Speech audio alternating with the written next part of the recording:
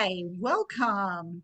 Pull up a chair, grab your favorite beverage, coffee, tea, water, and join us for From My Heart to Yours conversation. Today, I'm having a conversation with Angel Mom Lynn Beck from Pennsylvania. Hi, Lynn. Hi. So, like I said, she's an angel mom and a friend of mine too. So, let's get to know Lynn a little bit better. So, you're an angel mom. Why don't you tell us about your angel? Well, my angel is my oldest daughter, Jessie. Here's a picture of her. Um, Beautiful. she was she was my oldest daughter,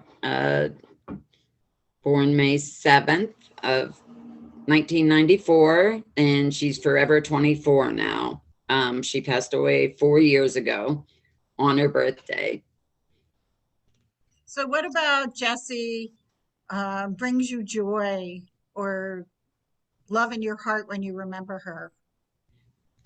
When she walked into her room, like her whole face just lit up, and whether she was in a good mood or a bad mood, you'd know. She made a big entrance every time she came in, and she always had like a beautiful smile. So one of the things that I love to remember about her is her smile and her big personality. And even when she wasn't in a good mood, she just always had a smile on her face. Every picture I look at, she's smiling and beaming, and there's not very many pictures where she doesn't have a smile on her face. So that's one of the main things that I think about when I think about her. I don't think about any of the bad things. In the end, I just think about the positive things and how happy she was and how she smiled so brightly all the time and how she touched so many people's lives. She was just such a positive person, and everybody that met her loved her. That's beautiful. And you're right. Whenever I've seen a picture of Jessie, she's always smiling. Yeah. Yeah. There's a joy. She radiated joy. Yeah, she did. She really did. And I love that. When I look at pictures, I'm like, I did something right. She looks so happy in all the pictures. And um, I don't know, she was like a little mini me. People used to call her, mini me, because we looked alike. And also just her personality was a lot like mine. All of my kids are different. I have three kids. Jessie was the oldest, but people used to call her Lynn's mini me. You must miss that tremendously. I do. I do. Because we had like an emotional connection that some would say that it was not healthy because she was so connected to me emotionally. Um, but I wouldn't change anything about that. It was like we were very close. She had to call me every day, even when she didn't live at home. I heard from her several times a day, and we just had this connection. Um, there wasn't a day in her 24 years that I didn't talk to her. And that emotional connection, once she was gone, it was like I sort of felt like I didn't have a purpose, because she was sort of my purpose. Every day it was like, okay, what's Jessie gonna bring to me today? What's going on? Is it good? Is it bad? Like, what's gonna happen today? Every time the phone rang, or she walked through the door, um, we were very connected, and she wasn't afraid to tell me anything. She always told me everything, and sometimes I'm like, too much information, but um, she was my child that shared everything with me. So I went through all her struggles with her, and then all her joyful memories I'd shared with her too. So it was And sort of both that of them. I'm sure when she passed, then if you had that daily connection, to have that taken from you so abruptly, I Yeah. can't even imagine. Yeah. It was just like, even today, even 4 years later, it's like, I still miss that phone call, that, even if it was something that wasn't good, it was just, I was always knew what was going on in her life. There was always that connection, and I talked to her every day, and I miss that so much. And there's some days when I'm like, what's my purpose here? Because she was my purpose for so many years. Um, my other kids were needy in different ways, but not like Jessie was. So yeah, when she was gone, I was lost. I was very lost and very broken. And that's normal. Yeah, It's normal. And I think the hard thing is realizing that that's normal. And then what do you do? yeah. You That's what let I couldn't figure out for a long time. Like, what's my purpose? Like, what am I going to do now? And she used to always tell me, Mom, if anything happens to you, she said, I don't know what I'd do. She would always say that to me. And I'm like, I'm not going anywhere, but she worried all the time. And she always said that to me. And I never once thought that I would have to live without her. I always thought I would go before her. And, you know, it was just like a cruel thing that happened. A lot of people say they saw it coming, or they, prepared themselves because they knew that their child was, playing with fire. But I thought the worst thing that was going to happen was that she was going to end up in jail or something. I never once thought she would die. It never I crossed my. I feel the same way too, because the natural order of things is not to have our children pass before us. Right. I never, ever in my anywhere in my thoughts did I think Ryan was going to pass. No. Never. I always believed in the promise of tomorrow and hope and that he would get through it.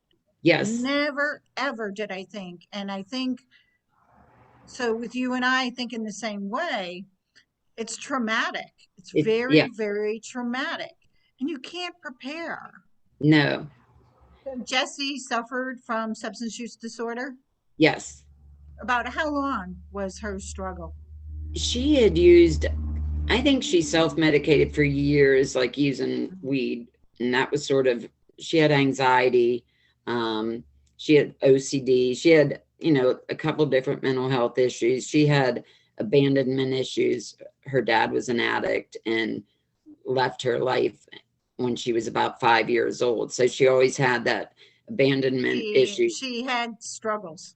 Yeah. And She the anxiety, what's strange is like medical marijuana became legal in Pennsylvania after she died. And it was like, if only it would have been legal before, I think that would have been her answer, because that helped her sleep. It helped her with her anxiety. It helped her with her appetite. That she met someone that introduced her to opiates. And she left a boyfriend that she had been with for 6 years. And so she didn't get into heavy drugs till the last year of her life. And, it took her. within a year, she was gone. Yeah. I'm so sorry. If only I know I you may have been asked this too, but when somebody says to me, "What would you have done differently?" My answer now is, "What could I have done differently?" Right. You're asking me hindsight. Right. So it's what could I have done differently? We did everything the best we could with what we knew and what we had. You Yeah. What know, I what I tell moms all the time, or people that do the what ifs, like especially people that are early, um, yeah, they do the what ifs and if only and all of that. And I used to do that, so I know exactly where they're coming from, and I did that all the time. But there's no possible way, when I think about it, that I could have loved Jessie any more than I did, and I couldn't have done anything different than I did. I got her help every time she needed help. When she would ask me for help, I would get her into rehab, or I would get her into counseling. Um, so, I don't do the what ifs anymore, because I did right. everything in my power, hmm and I And you couldn't loved have her. loved her any more than I You did. And loved her. yeah, so And I right. wouldn't do anything different, I don't think. And it's hard getting um, through the what ifs and if onlys. It's Yeah. really hard because we're left with so much guilt. And I think some of that will always be part of me, but it's it's not as intense as it was. And I know, like, you heard from Jesse every day. I didn't hear from Ryan, sometimes months at a time. But the day before he passed, we texted each other, and I said, I love you. And he said, love you too. Yep. And now I consider that a gift. That is Yes. the greatest gift he ever left me with, was he knew he was loved. Right. You know, Jessie knew she was loved. Yes. She did. We always said, I love you Yes. at the end Yes. of every conversation. So you're 4 years now in your Yeah. grief May journey? 7th was 4 years, which, I just was like, 4 years. I watched your video the other day about 12 years with your husband's daughter, and I hate that time keeps passing, and I Isn't hate it? that I take pictures and she's not in them anymore, and I feel Mhm. like, my camera's getting, like, even though I have graphics of her and everything, it's like she's not included in any of the events anymore, and it's getting further away, and I hate that. I hate that. Yeah, it's the life gap, Yeah. the life gap. Like, how come we're still here living, Yeah. breathing every day, and yet our child's still back there? Yeah. And then pictures and then new memories. And the graphics are, they're a joy because it's like a new memory. They're in the graphic, but Right. then they're the same. You're not seeing your It's just child age and right. mature and experience the things in life that they should be in their 20s. Right. Well, and my son Luke turned 24 last year. And when he turned 24, he said, Mom, he said, it's really weird. He said, I'm older than Jesse will ever be. And he's going to be 25 August 2nd. So, yeah, he's lived, on his birthday at the end of the day, he said, Mom, I'm older than Jesse ever was. And that just really, took me back. It's like he's getting older, Montana's getting older, Mhm. and Jesse's like frozen in time. Yeah, and that's perfect way to put it is, yeah, frozen in time. Yeah. It is, and especially with siblings when they're getting older. My kids are Yeah. only 15 months apart. So when all of a sudden the gap shifted, Yeah. it's like, wait a minute. Yeah. It's not, it's surreal. It doesn't Yeah. seem real. But and I know siblings struggle, with the Oh, loss yeah. of their sibling. That's a whole nother dynamic. Yes. So living in the after, it's 4 years. What's the Well, you shared a lot saying like how your grief journey has shifted, Yeah. the what ifs and that. Yeah. And so it was about a year ago you went to a grief retreat. Yes. Was it last year that we went? Last May. Yes. Last May. 2021. Okay. So there was a group of us, about 8 angel moms, Yes. and we went to a beautiful, beautiful setting in Georgia that an angel mom friend of ours, Noreen, has Crystal's Heart Healing House. Yes. And it's a retreat for grieving parents who've lost a child like we have, Yes. addiction, overdose. So that's where Lynn and I met then. Yes. And I had my own experience Yes. of how I felt a shift happened in myself. And Lynn, I'd like for you to share how you felt going into the retreat and your experience being with other angel moms. What was your experience? Well, before I went, I think I was really stuck and I felt hopeless. Um, I couldn't see any, I couldn't see any light, like, at all. Like, I felt hopeless, and I actually didn't care if I was here or not. I had pretty much gotten to the point where I didn't care if I woke up the next day. Um, so I was very hopeless, and I uh, really didn't know what to do. I mean, I have 2 other kids that I knew I needed to be there for, but all I wanted to do was sleep the day away. I didn't want to get up. I didn't want to function. I had no goals. I was just pretty much stuck. And I went to it. I forced myself to go to the retreat. I really had to force myself because it was a chore just for me to get out of bed and shower. You know, if I showered that day, you know, it was like a big success. I was pretty much in a really dark place. And going to the retreat and meeting other moms and other people that felt the same way and shared their experience, even though I'd seen stuff on Facebook and in the groups and everything, being with other people for that 5 days, it just it did something to me.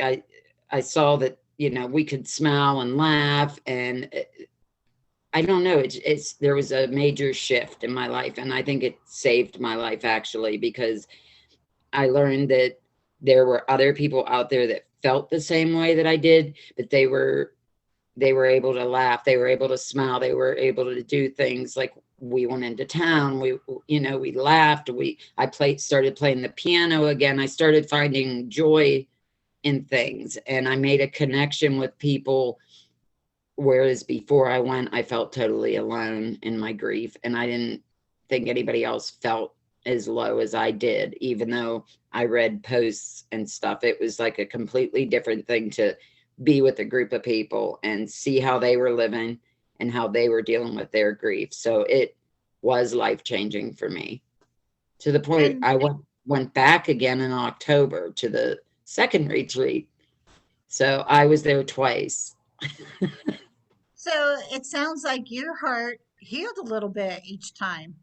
Yes, it did. And I think it healed to the point where, like, I now feel like I can help other moms that are earlier on. But like, I'm not going to go deep into that because I've been a caretaker my whole life. And I always, like, I took care of Jessie. It was like I always tried to fix people in every relationship I was in. I picked someone with a problem and I was going to fix them. I'm a therapist, actually. So, you know, my career was helping people. And So now so the I, shift is you're taking care of yourself. yes, now I am learning to take care of myself, because I know if I don't take care of myself, I can't help anybody. So the only way that I can give advice or be there for anybody else is if I'm taking care of myself. And I'm not saying that every day is a walk in the park. Like, I still struggle. I think of Jessie, I think about her the first thing in the morning and the last thing at night. I think about her. I think about her all the time and wish she was here. But I'm able to get up and function, you know, more than I did before. So it definitely was life-changing for me. And I do play the piano now. It's uncovered. I moved. Like, I've made so many positive changes after the retreat. Like, I moved out of the depressing house where Jessie died, and, you know, Montana was unable to even sleep up in her room for 3 years. So we made like a positive change. And at first I felt like I left Jessie there and all my memories, but now I know she's in my heart, and that she's always going to be in my heart no matter where I go. So And that takes time. yeah. It does. It takes time. And you're I remember when you started playing the piano. Yeah. Beautiful. It was beautiful. It was like, wow. I Thanks. can't. But it was you were learning to live again. Yes. That's what it is. I think where I am is I can say the shift has happened from where I thought I was dying from grief to Yeah. where I can say I'm living with grief. Yes. Because in the beginning, exactly like you were saying, taking a shower is a chore. Yeah. It Combing was. combing your hair, Yeah. just getting out of bed, it is just so it's exhausting. It's Yeah. exhausting, and you don't want to do it, and finding the purpose in doing it, it's difficult. It's Yeah. very, very difficult. So when you find a reason, or when you find the shift Yeah. to live again, it's very Yes, empowering. it is. Like, I And I still don't see know you empowered. exactly what to do, but like what I'm going to do, but I definitely am going to do something. And I have Yeah. been, doing things differently and taking care of myself more. But, I do have my days. I do have my weeks even where I don't want to get out of bed and I don't want to do anything, but I don't let it take over and pull me down under. I don't want to go back to where I was before I went to that retreat. I won't let myself go back down that road. And I'm struggling now with, my youngest daughter's struggling. And so it's almost like watching a movie in slow motion, like watching the Right. same thing happen again. But um, there's been more good days than bad days lately. So I'm hoping that it keeps See, going that's that. good. The more when, and then, like you said too, bad days are going to happen, bad Yeah. weeks are going to happen. Yeah. And it's giving our body what it needs. If you Yeah. can do it, like there's times where I am exhausted from grief. Yeah. Not necessarily crying. It's just because you carry it with you. Yeah. And It's I so got to sleep. heavy. I got to sleep. Yep. You know, I learned you got to give your body what it needs. So it's like Yep. if I have the opportunity and I got to sleep, then that's what I got to do. Yeah. And I'll see what happens when I wake up. Yep. That's exactly what I do. It's like sometimes it's just so heavy that I Hmm. just, there might be a couple days where I just want to stay in bed all the time, and that's okay. I do it. I'm blessed where I can do that. I'm working part-time now, and and I can make my own schedule. So I can take care of myself and do what I need to do for me. And that's what I'm And I doing. and I love that. And on a personal note and as a friend, I'm so proud of you. Well, thanks. I am so proud of you. And I have seen your it's different with Facebook interaction with angel moms than with Yeah, meeting them face to face. it is. Very different because when you're face to face, you can't hide. Right. I know. It's like you're real, you can't hide Right. nothing. Yeah, and So you're different too. Like seeing you and seeing your journey and knowing you and meeting you. It's been like all the moms that I met. It's like I watch what they're doing and what they're posting and everything. And it's taking everybody's. on a whole new it takes on a whole new dynamic. Yeah, it does. It does. So yeah, you look great right now. So Well, thank you. Just for you. Told you we can be blonde sisters. yep, you need to stay blonde. So, what Facebook groups have you found supportive in At your first, grief journey? Not in vain was my main um, group, but it got so big that I sort of got lost in there. So I'm an administrator in the Good Times Remembered group. So I do a throwback Thursday every Thursday and post, pictures from the past. And it's a pretty popular post on that page. And people like to post pictures of their angels. So I'm part of that group. Pennsylvania Team Sharing is a smaller group. It's just the people in Pennsylvania. So I'm a big part of that. There's so many that I'm a part of, but those I guess would be the main ones. And some Yeah. of Susan's graphic group, Prisms. I love her graphics. And I'm always like, okay, I have enough, but I can't help it. Every time she puts another one, I'm like, I need one. It's never enough. No, You it's know, not. one will pop up, and I'm even because I do my own graphics. I'll be like, oh, I gotta have that one. Yeah. I gotta have that one. Yeah. And it's like you wind up for as long as we've been on our journey, you probably got thousands of them. I know, like I have I thousands know. of I them. do. I do. And but they all hold a special place in my heart. Yeah. And the ones you do, I love because it's once a month and they're special. They're really special. I always ask for one when you post Yeah. them and you give time. So yeah, they're beautiful. And I like the way that you say thank you. And there's a picture of you and picture of Ryan. Oh, thank you. Thank you. Thank you, Lynn. I'll send you a check later.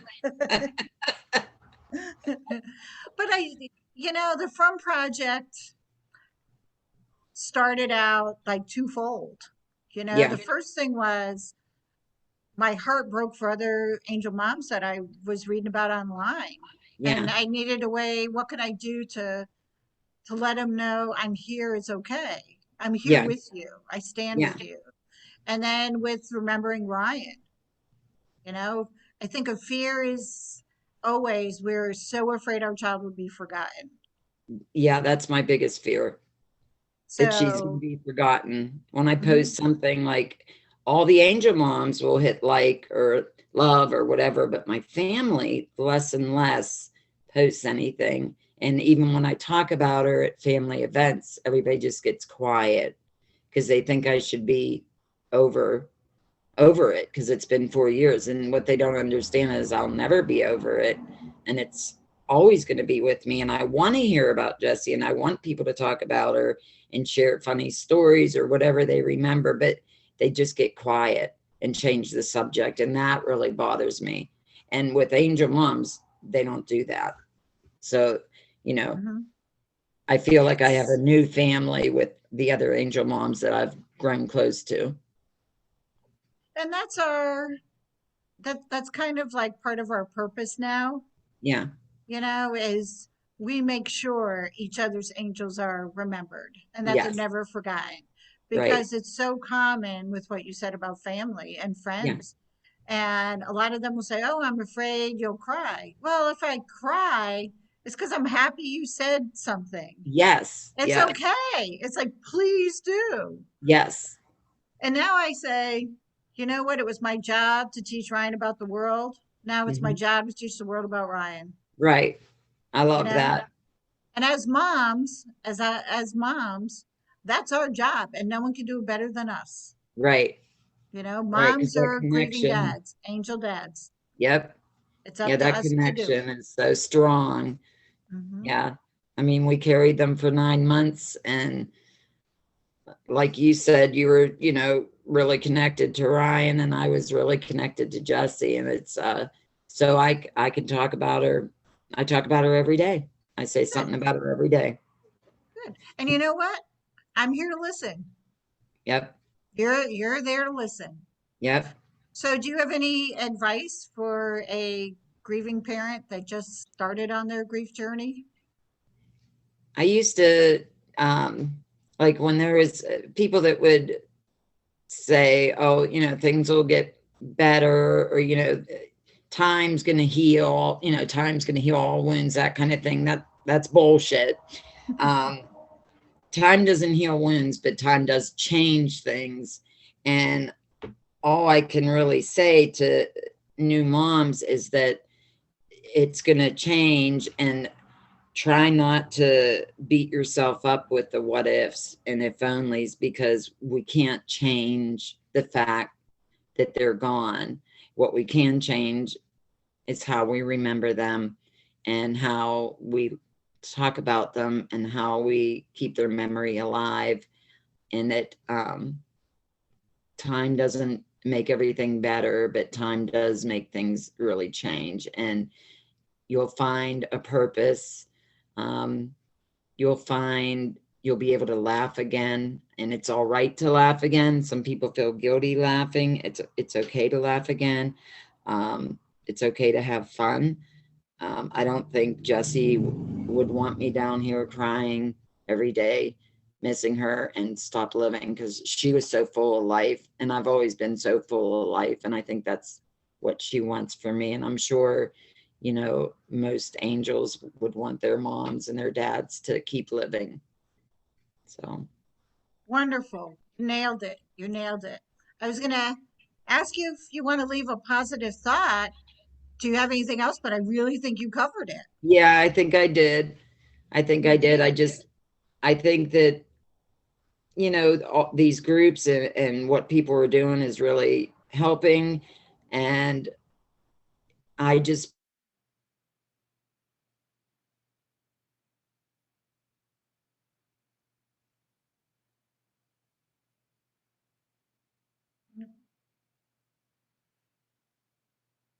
We lost you, Lynn. Your sound isn't there. I hope I didn't freeze again, did I? Oh, you did. I didn't hear what you said.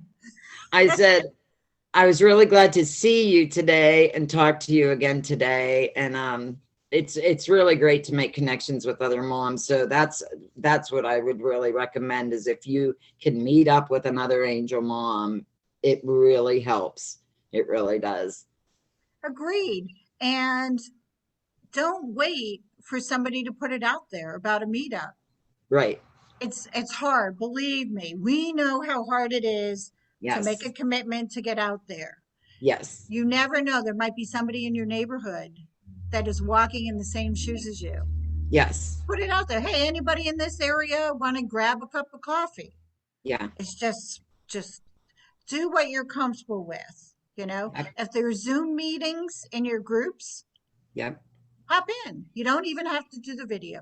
Pop in, Right. get to know. There's so much support out there, and connections can be made. Yes. Tragedy is there's thousands and thousands of us, Yeah. hundreds of thousands, tragically. Yeah. So connections can happen, a shift can happen. You're not alone. Right. So as I wrap up, if you have any questions or comments, you can post them in the chat below. You can find the From Project on Facebook, or you can send an email to thefromproject@gmail.com. Thank you so much, my friend Lynn, for You're joining welcome. me My new today, blonde friend. my blonde sister. Yes. Yes, so thank you for joining me. And remember, you are not alone. I'm sending you love, hugs, support, and compassion. It comes from my heart. I never can do this right. There. See, I got my From, bracelet on too.